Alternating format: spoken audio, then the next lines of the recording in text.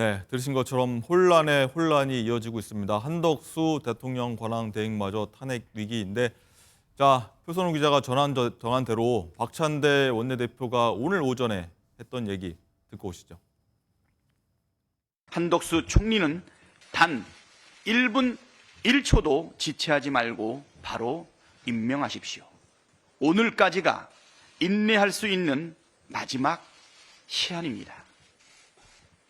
역사의 반역자 을사오적의 길을 걷지 마십시오. 윤석열과 국민의힘은 완벽한 내란 동일체입니다. 권영세 비상대책위원장과 권성동 원내대표의 조합은 내란 동일체의 완성을 뜻합니다.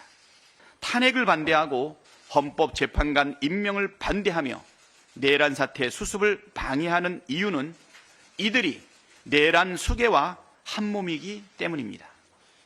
국민의힘이 내란 동일체를 고수하며 내란 연장을 획책한다면 내란 수괴와 함께 역사의 심판을 받게 될 것임을 엄중하게 경고합니다. 네, 오늘 오전 박찬대 원내대표 얘기인데 굉장히 강경합니다. 들으신 것처럼. 자, 윤정 기자, 여기에 대해서 국민의힘 또 반응을 내놔야 될 것 같습니다. 네, 그렇습니다. 국민의힘은 오늘 오전 9시에 이게 원래 예정에는 없었던 회의로 보이는데 이 국민의힘 법조인 의원 회의를 진행을 했습니다. 네. 여기에서 좀 앞으로 있을 이 법적인 문제들에 대해서 좀 논의를 진행을 한 것으로 보이는데 그중에 하나가 이제 한덕수 국무총리 권한 대행에 대한 이 탄핵 문제였고요. 또 이 헌법재판관을 권한 대행이 임명할 수 있는지 네. 이 부분에 대해서 지금 논의를 나눈 것으로 보이는데 일단 먼저 의결 정족수, 이 대통령 권한 대행에 대한 의결 정족수에 대해서는 기존 입장과 마찬가지로 200석이다. 200석을 넘겨야 이 탄핵이 가능하다라는 입장을 다시 재확인한 것으로 보이고 또 권한대행이 헌법재판관 임명을 할 수 있다고 보는 것인지 여기에 대해서는 학계의 일반적인 의견이 이 헌법재판관 임명은 국가 원수로서의 지위에서 하는 것이기 때문에 이 권한대행이 하는 것은 최대한 자제해야 된다는 주장이다. 이 주장을 다시 한번 확인을 했습니다. 여기에서 이 박형수 의원이 이 비공개 그 질의응답에 대답을 한 거고요. 네. 권성동 원내대표는 굉장히 말을 아끼는 모습을 보였는데요. 이 모습 저희 영상으로 보고 오겠습니다. 오늘 민주당이 한덕수 대행 탄핵시키겠다 이렇게 얘기하고 있는데 이 부분 관련해서도 좀 논의하셨는지 알고 싶습니다. 자, 의원총회 11시니까 조금만 기다리세요. 총회에서 어떠한 게 최종적으로 결정이 나온 것인지 총회 말씀드리겠습니다. 헌법재판관 임명해야 된다고 보시는지요? 네, 잠시 후면 국민의힘이 의원총회를 시작을 할 네. 것으로 보이는데 여기에서 이런 부분이 종합적으로 논의가 될 것으로 보입니다. 특히 국민의힘은 만약에 국회에서 헌법재판관 임명 동의안이 통과가 된다면 헌법재판소에 권한쟁의 심판을 청구하겠다. 그러니까 이 대통령 권한대행이 헌법재판관을 임명할 수 있는 권한이 있는 것인지 네. 이걸 따져보겠다. 지금 이렇게 얘기를 하고 있거든요. 그래서 이 권한쟁의 심판과 관련해서도 의원총회에서 결정이 될 것으로 보입니다.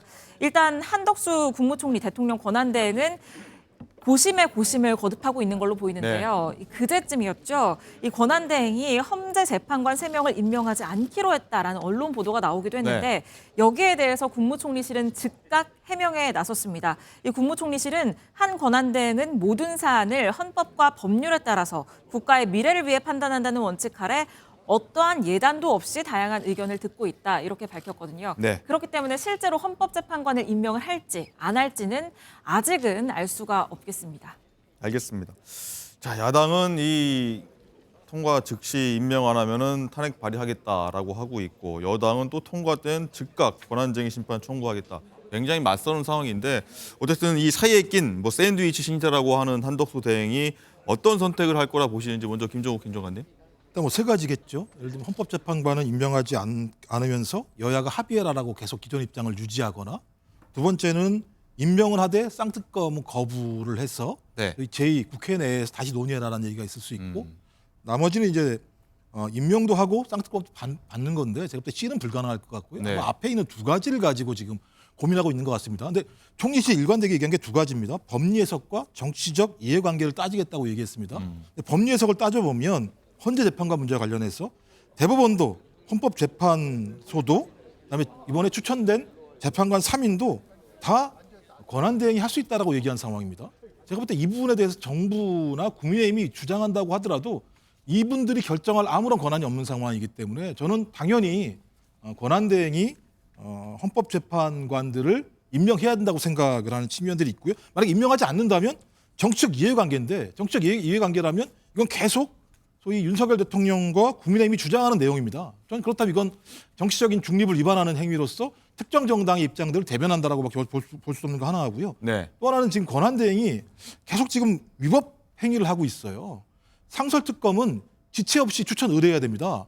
지금까지도 추천 의뢰를 하지 않고 있는 상황입니다. 그러니까 지금 권한대행 스스로가 자기의 어떤 법적인 지켜야 될 내용들을 지키지 않고 있는 상황이고요. 그다음에 헌재 재판관, 지금 대통령, 지금 권한대행에 대해서도 마찬가지입니다만 탄핵 요건을 갖다가 뭐 150이냐, 200이냐 이런 얘기를 네. 하고 있는데요. 우리나라 같은 경우 과거도 마찬가지입니다만 허정 또는 황교안 같은 경우도요. 다 권한대행 국무총리라고 국무총리라는 부분을 맨 뒤에 붙입니다. 저희가 말할 때야 권한대행으로 얘기합니다만 네.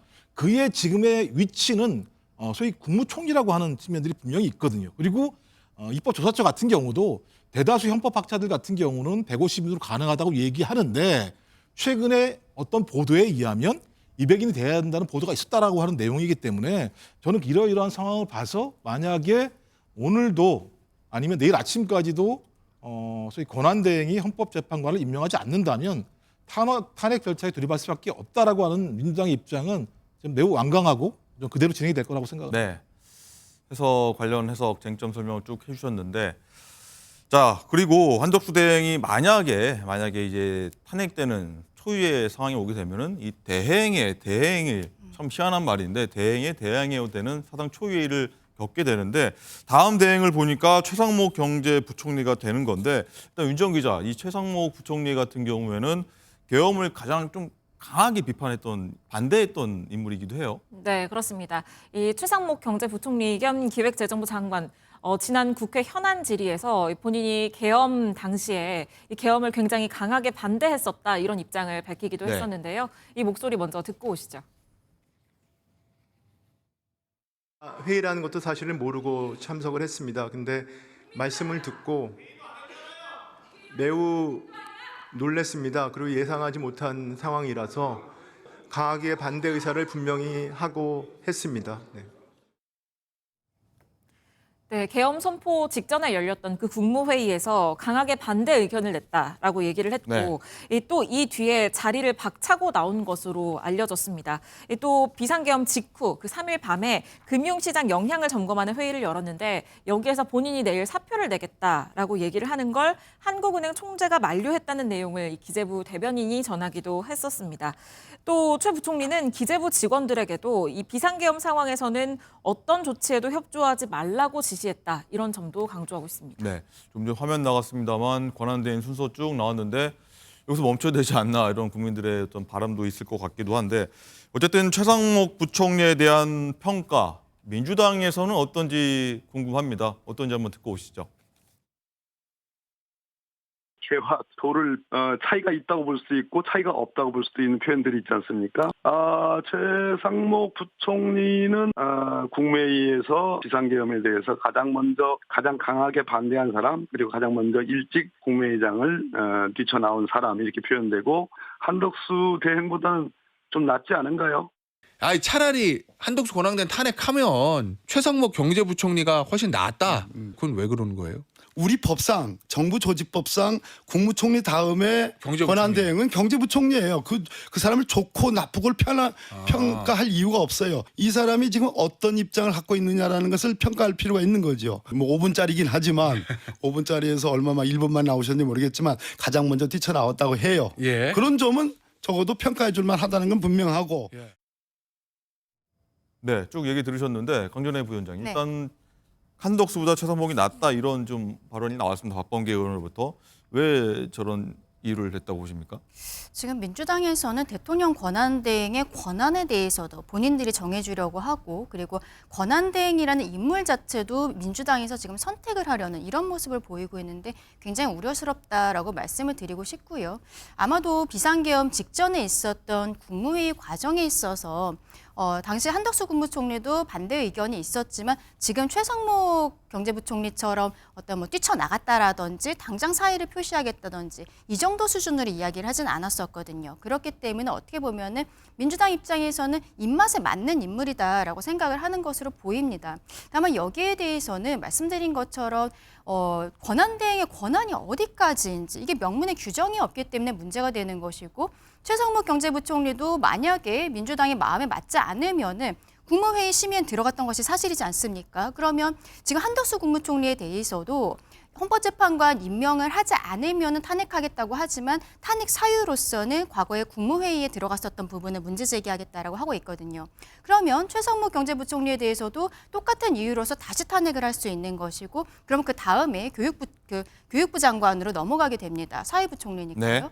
이러한 상황에서 국민들께서는 지금 어떤 국정이 완전히 마비된 부분들, 경제도 어렵고 우려를 하고 계시는 부분들이 분명히 있거든요. 그래서 저는 지금 국민의힘에서 이야기하고 있는 권한쟁의 심판 청구하겠다는 것, 여기에 대해서 이것을 여야가 서로 대치하는 형태로 할 것이 아니라 정확히 여기에 대해서 헌법재판소에서 어떤 결정을 기다리는 것이 맞지 않나라고 생각합니다. 과거에 그 헌법재판관 임명과 관련해서 박근혜 전 대통령의 탄핵심판 국면에서 그 당시에 추미애 당시 당대표가 했었던 이야기가 지금과 반대되는 부분들, 또 국민의힘 입장에서도 사실상 권성동 원내대표가 그때와 다른 이야기 하는 것이 아니냐라고 지적 나온 거 분명히 있거든요. 국민들께서는 여기에 대해서 어떤 명확한 규정이 없는데 여야가 서로 입맛대로 해석하는 것이 아니냐, 그리고 이것이 나중에 법원에서 판단이 나올 때 사법부의 판단이든 헌법재판소의 결정이든 간에 뒤집히는 상황이 되지 않을까라는 것에 대해서 분명히 우려를 하실 수 있습니다. 네. 그렇다면 저는 오히려 여야가 합의를 해서 이 상황에 대통령의 권한대행의 권한이 어디까지인지에 대해서 헌법재판소 혹은 법제처의 유권 해석이라도 받은 다음에 앞으로를 나아가야 되는 것이 아닌가. 지금처럼 민주당에서 마음에 들지 않는 사람에 대해서는 계속 탄핵하겠다고 하고, 권한대행의 권한에 대해서도 임명하는 것은 되고 제2요구권은 안 되고, 이런 형태는 굉장히 좀 맞지 않다라고 생각합니다. 알겠습니다. 어쨌든 거대 야당은 한덕수 권한대행의 현재 재판관 임명은 내일 오전까지 해야 된다. 안 되면 28일 모레입니다. 탄핵하겠다 이렇게 예고한 상황을 한번 지켜봐 보도록 하겠고요.